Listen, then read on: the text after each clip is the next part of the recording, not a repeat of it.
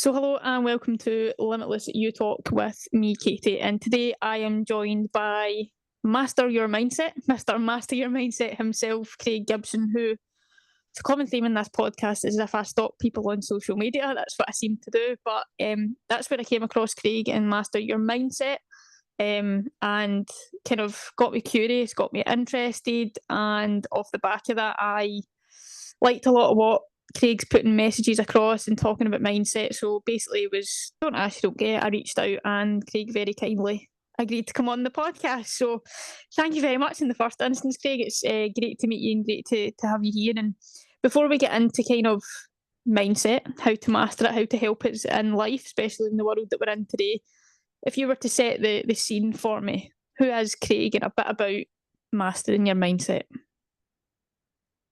Firstly, thanks for having me on. And who is Craig? Craig is a father, a husband. Most of all, I've got a passion for helping people. So that's why. So originally I was a hypnotherapist. Wow. But since I've branded as a mindset coach, it's gone a lot further. So I'm a hypnotherapist, clinical hypnotherapist, a NLP master practitioner, and a 3Ps coach. So 3Ps is the 3 principles. It's a lot more of getting out of the ego into the true self. Brilliant techniques to use with coaches. So yeah, that's the modalities I use. But me as a person, so I'm an entrepreneur. I've got some tanning studios outside a beauty salon, healthy food takeaways. I'm very driven. It sounds very much like it. But all that has gone on the back burner now because this is why I've been doing my learning.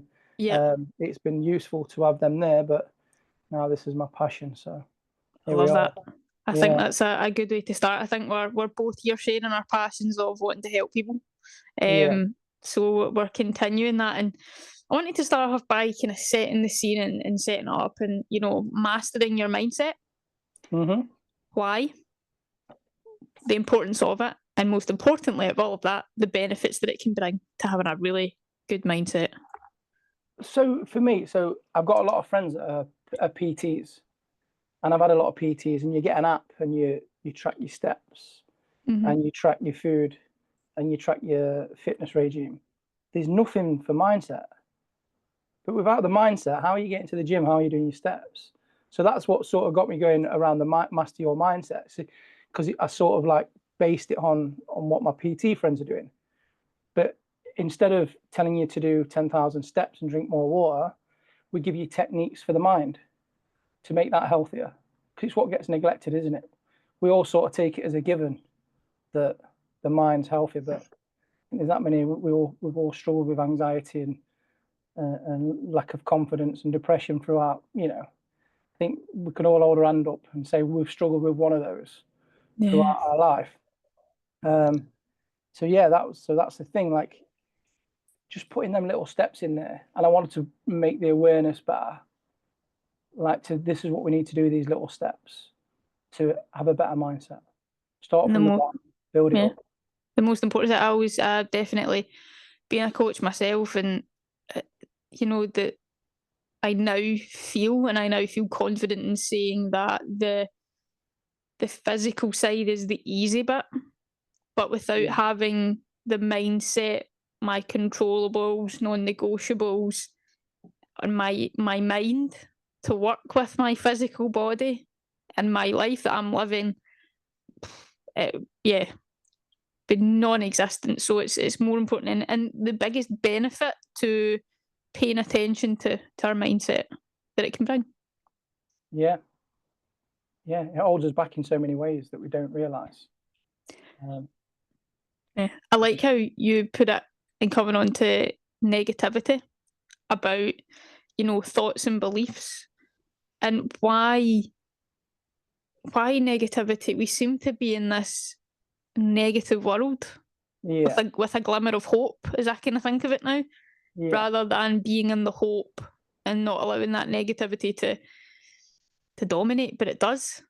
in a lot of ways. So how important is it for us to work on our mindset? Like, obviously you're passionate about helping people, so for those of us that are maybe more negative, we could be seeing a bit more positive outlooks on things.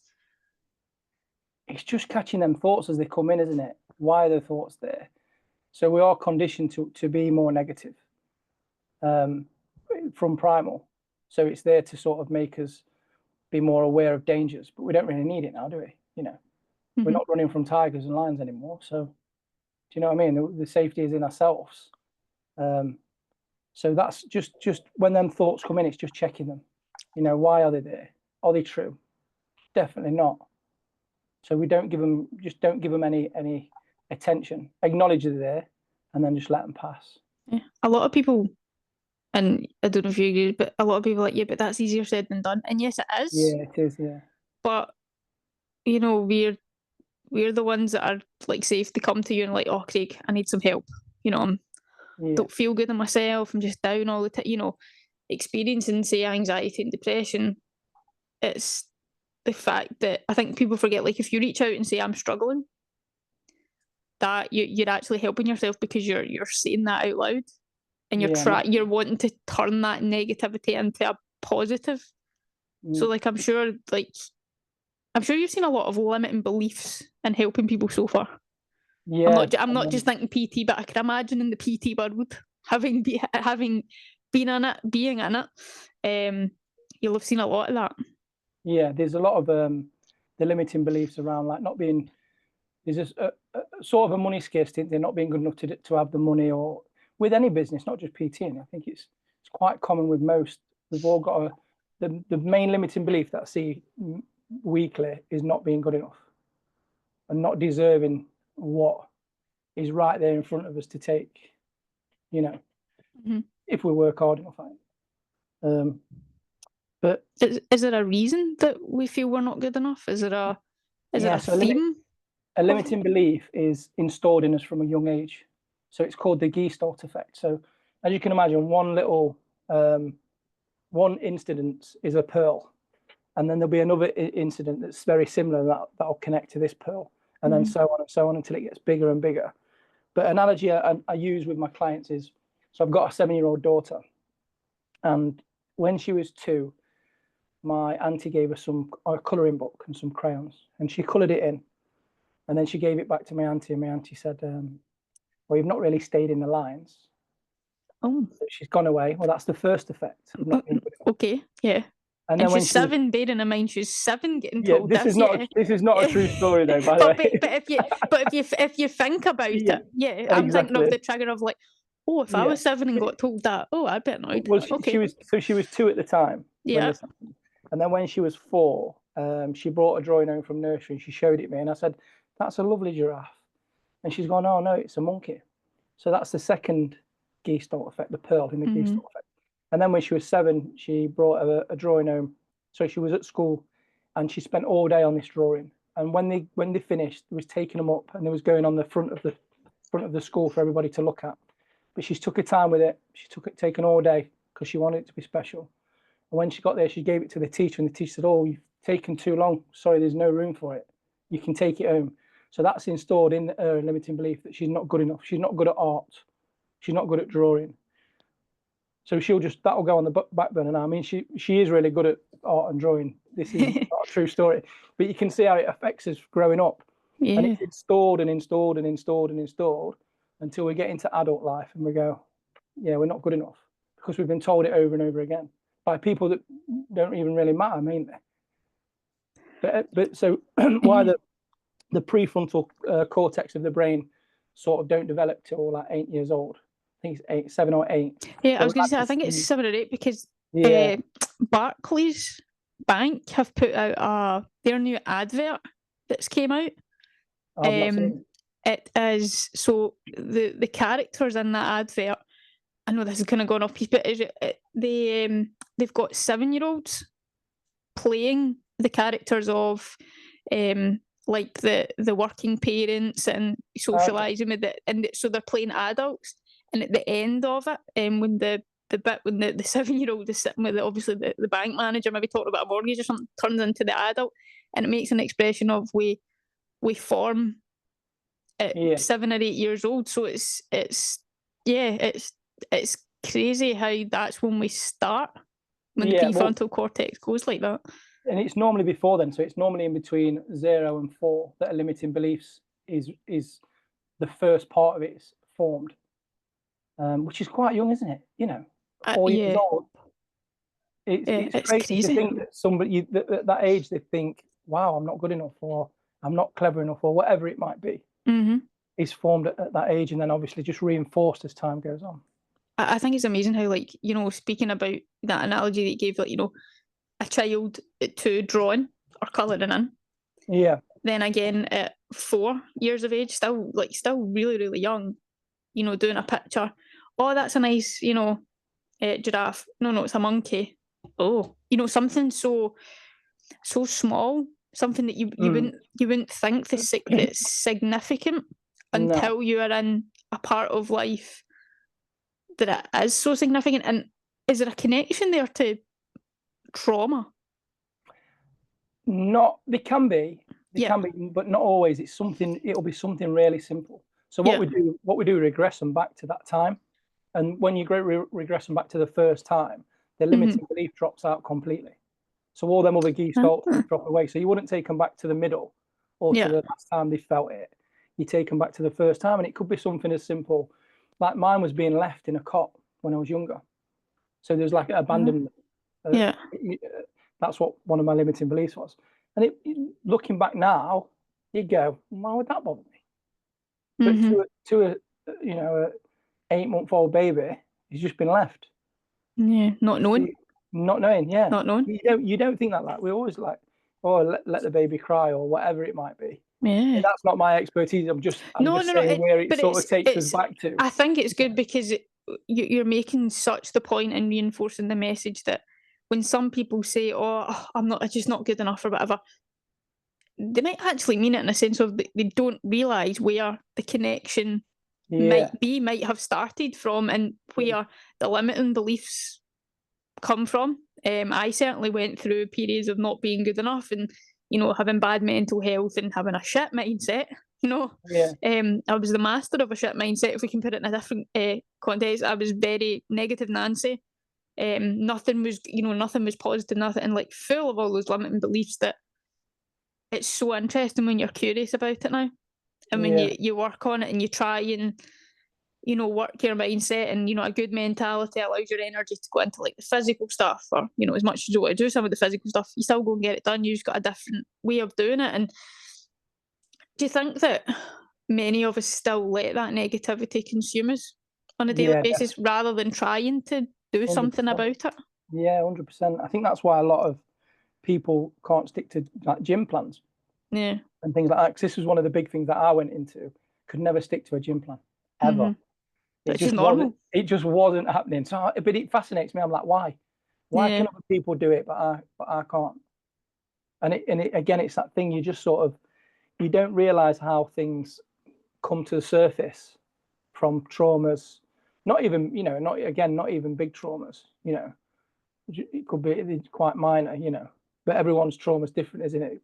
How Yeah. you perceive it. Um, but yeah, so once I actually did myself some audios for hypnotherapy, and once it sort of clicked, it was different. Once I changed my values, and put health and well-being in before chasing other things like money or whatever, it just had a bit of a mind shift. And it is literally, I say it's that easy. It really is that easy. Once you change your belief system and your values, it's just, yeah, it's a game changer for mental health, for training, for anything, for work. Once you change from sort of a scarcity mindset Yeah. to more optimism, you see more opportunities. Kind of like, so the example, like, you know how people get really, really excited when they go on their summer holiday? They might be going abroad for the first time, or, you know, and they're on their sort of health eating, they're on, you know, and they're like really, really strict in their routines and really dialed in. Yeah, See if they actually did that on like their mind, and as you say, it is actually easy. If they adapted that, they yeah, would actually be on they'd be able to stick to the gym plan longer, you know, would be able to you know, pay attention to health and well-being, as you say, like it's all about changing your beliefs. It is about adapting, but sometimes when I talk to people, don't know about you, but they're like, what does that mean? And I'm like, oh, right, okay. And it's about educating people. It's about, right, Yeah. okay, you know, and it's that's quite scary in itself when we begin to kind of look at it. So for me, like, what would you say is some basic steps to start off a process, right? Craig, I want to have a better mindset for myself. I want to look after myself a bit better. And I need some help. I'm just a bit low in myself. I don't feel good enough. Could you just give me some advice, or how can I just be better in my mind? So we've actually got a 30 days like limitless mindset group that we put Mhm. people in. The first thing we do is journaling and affirmations. And a lot of people like go, that's woo-woo, it's ridiculous. But it's not, it's building your neuroplasticity up, like it's science.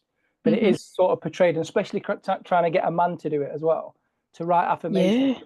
why he's deserving. I am good enough. I do deserve all the happiness I receive. You know, I heal quickly. These are just some of mine. Like, I heal quickly. I'm a good coach. And just repetition, building that new neuro pathway. Again, it's a really good technique, and it takes 3-4 weeks to sort of form and be solid. It's the simplest thing you could do. Journaling, getting everything out of your mind and down on the paper or on your phone. It's just building that neuroplasticity, and it is the simplest thing. To me, that's like doing 10,000 steps. Yeah. And it's just as important as those amount of steps. It really is, but Yeah. I think it's that easy, and what I found was people were struggling with it, and then it sort of hit me and my partner Carly at Master Your Mindset, who was like, I didn't expect people not to know this. But how bad, Wow. I felt bad, like I was expecting Wow. everybody to know it, you know, Yeah, yeah. and it's really not common knowledge, because I That's think a that sorry, that struck a chord with me saying that she's recognised that. So we'll yeah, come back to that, because I'm like, yeah, yeah, it's scary. it's scary. Yeah, I'm like, I can't believe it. So we made time, and we had calls with them. Again, we didn't realize how many like it's 15 hours of calls. When you say it's just 30 people for 30 minutes, it's like, yeah, it'll be fine.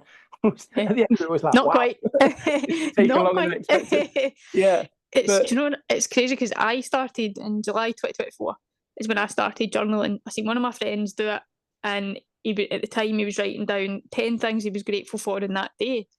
And he's very much into, you know, mindset and everything like that. And I call him channeling my inner Ross, because he's really helped me when I've been a bit negative. And I always remember one, yeah, we were renting a plane to go to Spain. We were going on a retreat, and I was like, oh, why are we delayed? And he's like, we doing? Don't say things like, you know, don't say. So obviously I'm channeling my inner Ross, and I stupidly said, sort of making a joke out of it, I hope you're grateful for coming to stay with me tonight.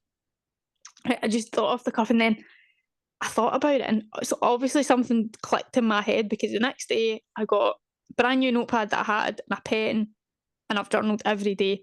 And what I yeah, done was, I thought, I'm going to channel my inner Ross, and I'm going to be grateful for one thing every day. It might not be something that I'm grateful for that happened that day, but if I can say to myself that I am grateful, I feel that that's channeling my inner 7-year-old self, 2-year-old self, 4-year-old self that we mentioned yeah, before, that if something comes into my head and I'm getting it down and I'm clearing and giving myself some clarity, I'm actually helping myself. And I think when you're saying, you know, it's easy when it becomes a part of life, behaviour, and you do after your 3-4 weeks of your habit and kind of making it solid, the one thing to kind of touch on there is, if you just do it for that one day, without me not doing it for that one day, might not have ever done it. yeah. And that's about sometimes all about getting started. But for Carly, did you say partner's name? Carly, yeah, For Carly to recognise there's like people that still don't know this.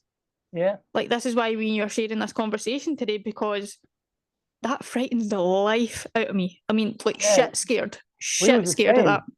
Yeah, we was the same, because we had it all planned out. The first week was going to be we was doing confidence, build the confidence up first. Yep. Second week was going to be anxiety. Third week was going to be money mindset, and the fourth week was going to be limiting beliefs. we didn't ever get to it. We didn't ever get to it because you sort of expect people to know, which is bad, which is bad from us. We should not have had that view, and we should have gone in with everybody. Not everybody knows this information. We've paid a lot of money for the course and the degrees we've done, so we sort of take it as a given. But then still, people will go, it's not going to work.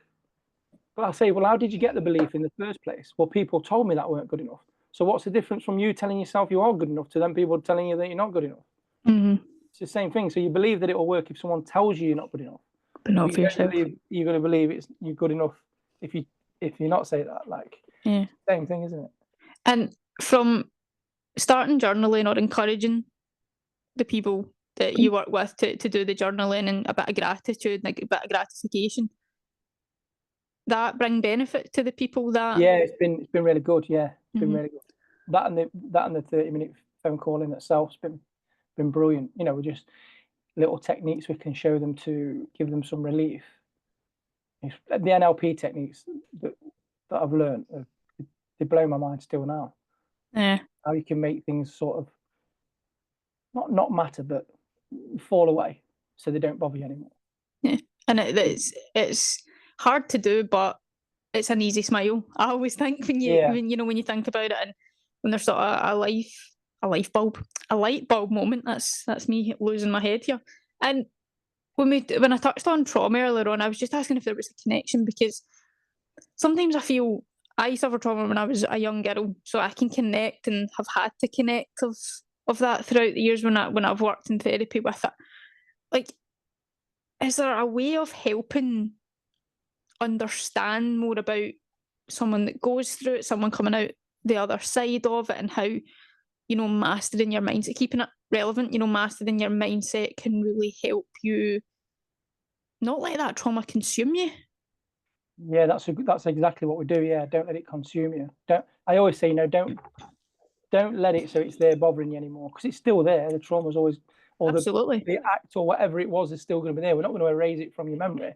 It'd be great if we could, but we just make it so it don't bother you, so you don't give it no thought, and it's not got an hold over you. And whether that's giving you the space to go into it, whether it's giving you rewriting that sort of subconscious, whatever it needs. The subconscious thinks it's basically the subconscious is 95% looks after us 95% of the time. Yeah. So we're in 95%. We're in our subconscious 95% of the time. So as you can imagine, it always thinks it's looking after us, when really it's not. It don't need to do the things it's doing. They're outdated coping mechanisms from when we were a kid. So we don't need them anymore. So we can make that trauma not as nasty, basically. Mm-hmm. Whether it's PTSD, you can go back and do a cinema technique, whatever it might be. There's techniques for everything now, isn't there? Yeah, I've learned this year all about, because it's quite a tongue, perceptual positioning. Okay. So for anyone that doesn't know what that is, and I didn't know, I was like, what is it? And I was so against it. New technique, new thing. I'm not doing that. Thinking, as you say, my outdated techniques, just something, I needed a wee shift. Basically it's say sitting in a chair having a conversation with someone you need to have a conversation with, or in my case a difficult conversation, and I had to play myself in the scenario, plus I had to play the person that I was going to have the conversation with, and actually play the role of what they would say back. The hardest part was playing that other person, and I came away from I've done it twice now. So I came away from the first time going, oh, no, like that. Oh, I don't want to do that again. Like the hatred of it. But because I changed that technique and I brought something else in, it feels like I haven't brought something else like that in for a while. It's allowed me to grow with it. Yeah. But I was very limited in my beliefs. I was quite stubborn. Like, nah, that's not happening. I'm not crying in this situation. Like I don't come here to cry. So it's amazing how different technique. The cinema one is a different one for me, like sitting as if I'm watching the film. What type of film are you watching? Yeah, that's I do a lot of that when I'm thinking about my running. Okay. And it's more just, right, how do I get to if I'm doing a half marathon, how do I get to the first 5k? That's scene one. saying 2 is getting to 10k, that sort of thing. So Great it's idea.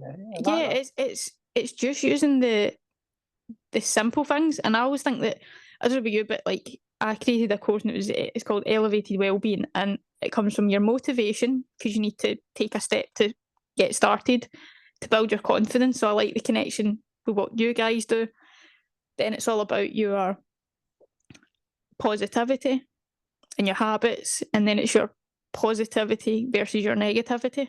Because I think that's a good point to be like, right, here's a list, write down all your negative words and write down all your positive words. And it's amazing, because usually you get, right, well, we start with negative, because that just, I mean, we both could sit here for the next probably hour and ream off all the negative stuff in the world, put the world straight with it, and probably find it quite difficult to find positive stuff in it.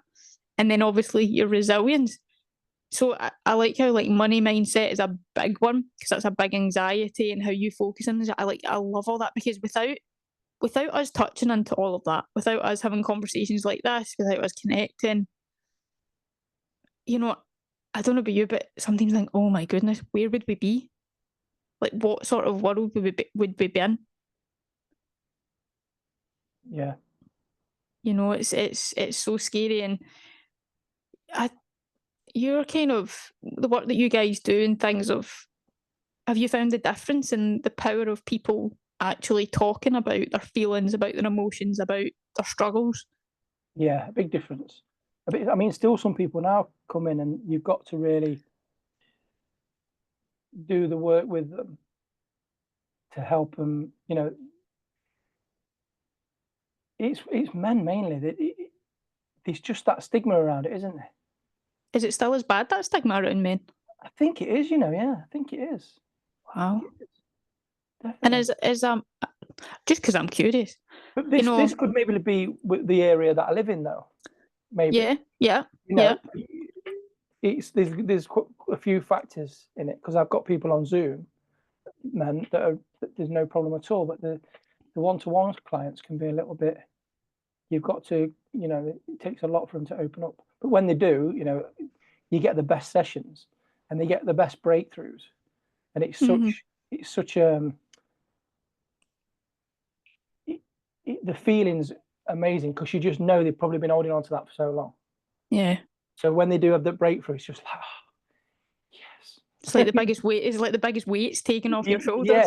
Yeah. I probably put too much pressure on myself with things like that, because if you start putting too much pressure on, you could sort of lose the connection with the, you know. And that's important to build that. I always say, massively, yeah. I always say, I'm not interested in what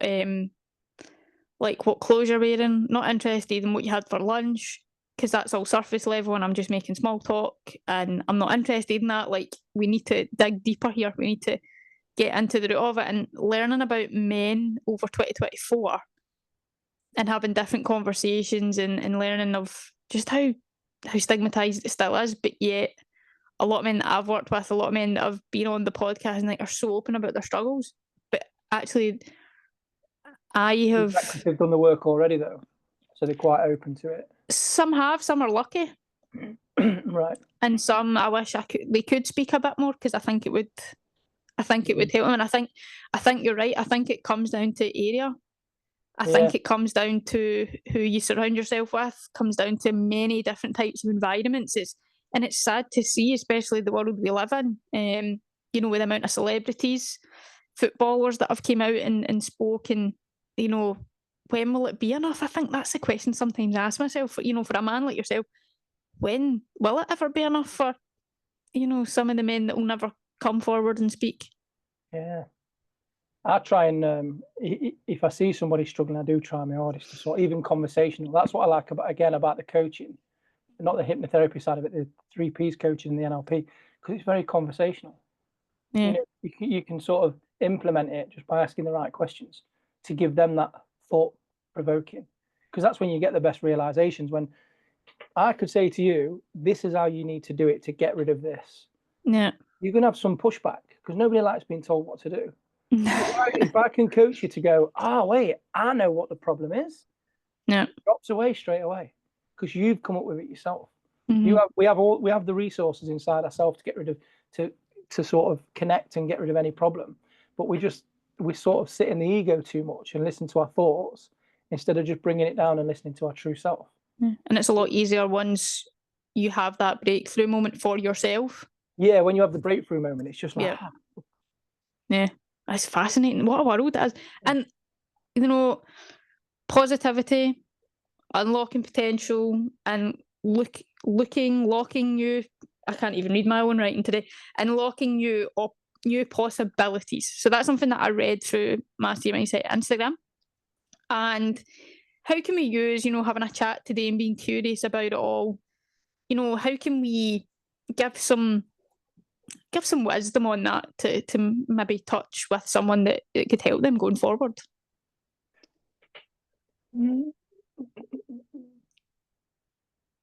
It's difficult without sort of giving, without a presenting problem, isn't it? Sort of like, so just in every day.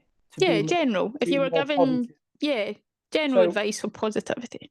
One thing I say to my staff is, and my girls and my family and close friends, in fact, this is probably ideal. This is perfect. So if somebody was to give you a negative, because they do, that's how we get into the negative cycle, isn't it? Yeah. Or look at the weather.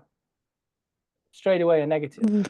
Yeah. So I say, if somebody comes, because at the shop you'll come in and somebody will moan, I will like, give them 2 positives back and do this every day. And now they implement it in their own life. So if somebody comes with a negative, or you have 1 negative yourself, give it 2 positives back. And again, it's just repetition, and you will start thinking positively. I know it sounds, oh yeah, it's dead easy, but it's just repetition, isn't it? Well, I'm sitting here thinking, right, I could have given 2 negatives back when I had that conversation earlier on. I could have given 2 positives back in that situation. Yeah. Like it's already making me think that, actually I could have been a little bit better. That's all it is. It's catching the thought. It's Mm-hmm. catching that thought at the time. And it's not easy. You're never going to do it straight away. No, I'm not, and I'm never going to do it every time. But eventually you will. You will do it. And the thing is, when you're doing it around you in your friend circle, if you fall below the line, they're going to pick you back up. Yeah. And go, oh, what about this though? Like I said on one of my videos the other day, because somebody says, oh, how are you so positive all the time? But I'm not. I do get a little bit negative, but I don't have a negative day. I'll have a negative moment and then I'll turn it around. I love that. Yeah. Because I turn it around with a positive. Mm-hmm. It's difficult but easy at the same time. It gets easier. Yeah, because you're educating you and you're surrounding yourself when you're doing it in the right ways. Like, I love how you said that, because people say that to me and I think, well, yeah, but see, half an hour ago, if you heard me like almost having a panic attack or like being very grumpy, that was that, as you say, that's my negative moment, but that negative moment will not define how they do. I always say there's always that next 5 minutes that can make your day successful. Whether that is the biscuit you had was so tasty and that was your success for that day, grab it and hold it. Yeah. And exactly. So that's, and I suppose we have to be positive because we're trying to be passionate to help others. That maybe those that are saying, why are you so positive all the time? Because I'm not moaning about the weather. I'm not moaning about the weather 24/7. Yeah, but again, you know what? This is my way of thinking though. I did not dislike the rain, but it's one of them where you go, oh, bloody rain again. Wrong country for it. I love the rain. I've conditioned myself to love the rain. Have you? Oh wow, right, okay. How do you do? Oh wow, right. Well, I suppose in this country we have to do it. Let's face it. Yeah. How many people would love to go out that are less fortunate and stand in the rain and feel it dripping on your face? Amazing. Mm-hmm. And that's how I reframed it. I was like, I'm lucky enough to be able to stand in the rain. Same with the snow. Like, I love it. I love the rain, the snow. I know it sounds really daft, but implementing these little things in my life have helped me massively. And if you do it for your everyday things. Yeah, exactly that. Yeah. And let's face it, we can't avoid the rain. Yeah. No, the bigger things become easier. We can control we're controlling the controllable, what we can control. Yeah. Everything that's outside of our control, why are we worrying about it? We got to be internal, not external. Mm-hmm. Yeah. And it's amazing. Yeah. And easy. If you could give me or anyone listening, because I'm just being a bit selfish here, I suppose part of it. If you could give one piece of advice that will help me go into tomorrow. So, you know, tomorrow's a new day, it's a new opportunity, Craig. I want it to be a success. I want to achieve my goals of doing all the work that I need to do, being happier, being positive, not being negative. What piece of advice could you give me for that? Just to enjoy it. That's all I would say. Don't worry about the end goal. Just enjoy the journey. Just enjoy like what you're doing. Enjoy. Soak up every moment, no matter how big or small it is. Or how hard it is, how challenging it is. Yeah.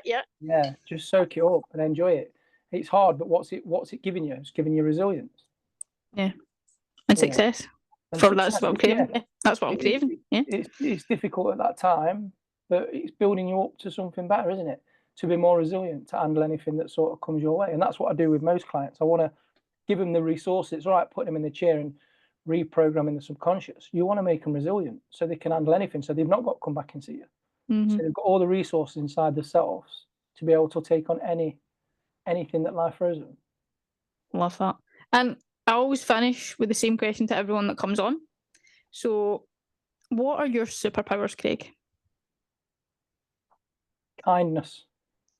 Oh, I've not had that one yet. Okay. Could you kind of tell me a bit more of why kindness is your superpower? Yeah, first thing that come to mind, and that's what we go with. I said it from the true self. So yeah, kindness. I don't know, kindness to support others, kindness to share what I've learned.